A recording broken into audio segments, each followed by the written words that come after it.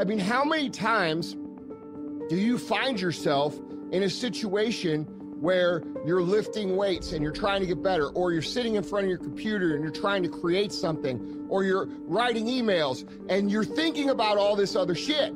It is simply called winter time. But here's what you got to do in your own personal development, your own personal growth, and that is just get better at handling the winters. You can't change the winter. You can't change the seasons, but you can change yourself. We lie to ourselves. We don't tell ourselves the way things really are. And when we do that, then we can't fix our problem. If we can't fix our problems, we're not going to improve. So we have to be truthful to ourselves. The stimulus when you're poor is to get out of there. The stimulus when you're rich is to replicate it. There was no stimulus from where I'm from. And so probably the rarest background when you meet somebody that's successful is the middle.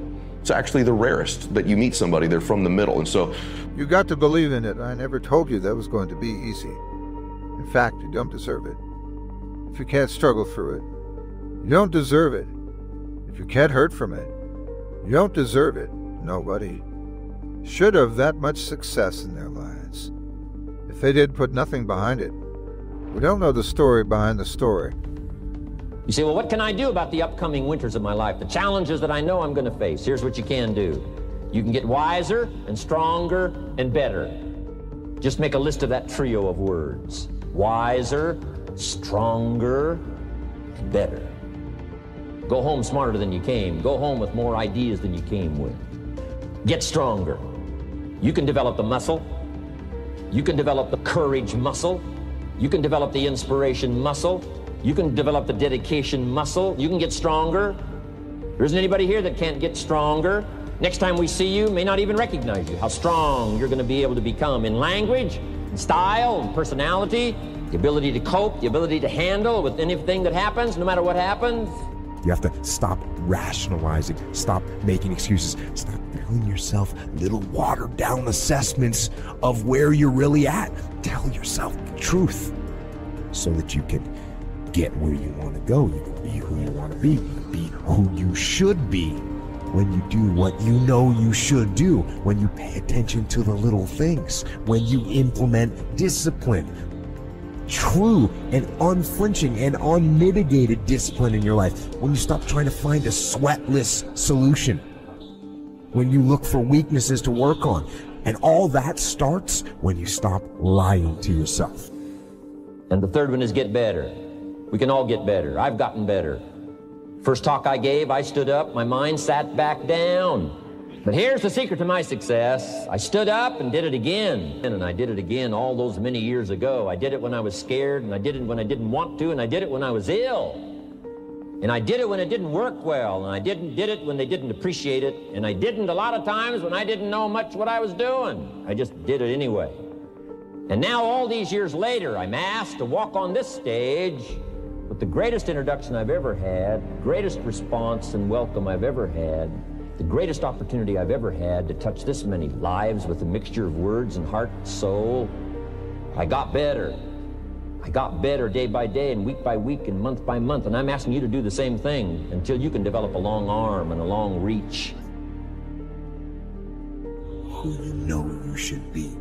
Tell yourself the truth about where you are so you can make sure you are in the right place. And if you're not in the right place, then you can get yourself on the path to get there. The path of discipline, the path of hard work, and the path of... The skill itself is being able to detach during the event. The hard part is to notice. You gotta look for those signs. You gotta look for that moment when you start feeling emotional, or you know that it's going to be something emotional. You've got to step back from those and get yourself in the habit of asking yourself, what do I look like right now?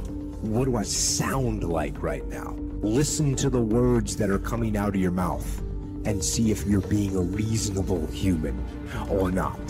Look for the emotional quicksand and don't step in it. The emotion of the anger, the frustration. When you start feeling the sweat beating up, when you start feeling hot. Feed your ideas, feed your dreams, because they're starving right now. You can't push yourself forward. If all you're thinking about is the doubts and the negative things that people are saying, you Because you're relying more on their ideas and their dreams of you instead of relying on your own dreams and ideas of yourself.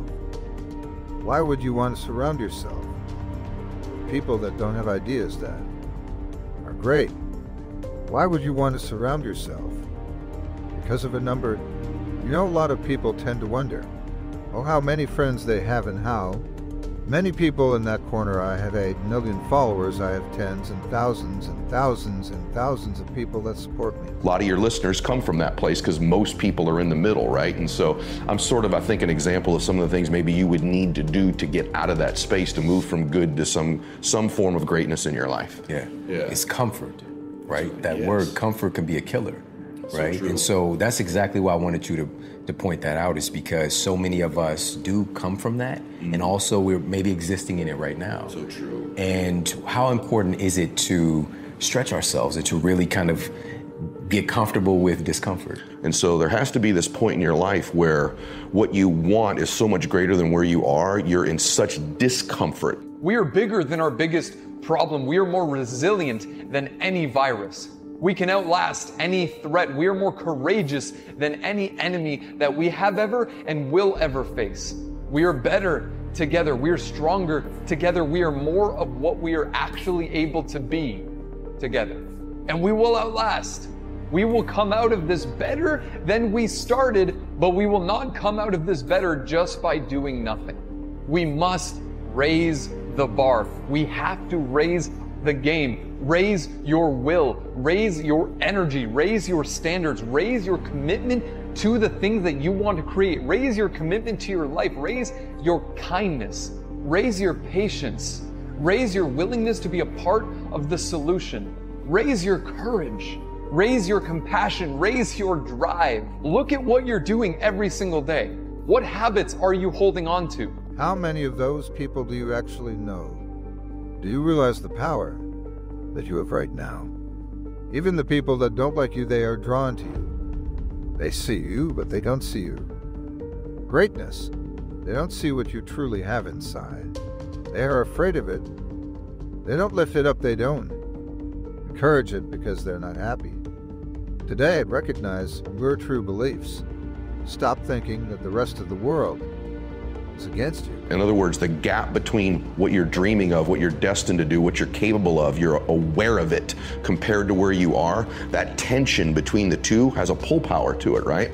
And so it's important all the time that wherever you are in life that you're chasing that next version of you. There's this thing I'm just unbelievably passionate about, that is that I have this theory that I've told you this before, but that I think that at the end of your life, there's this place you come to. It doesn't matter what your faith is. You probably are aware there's history being made or an accounting.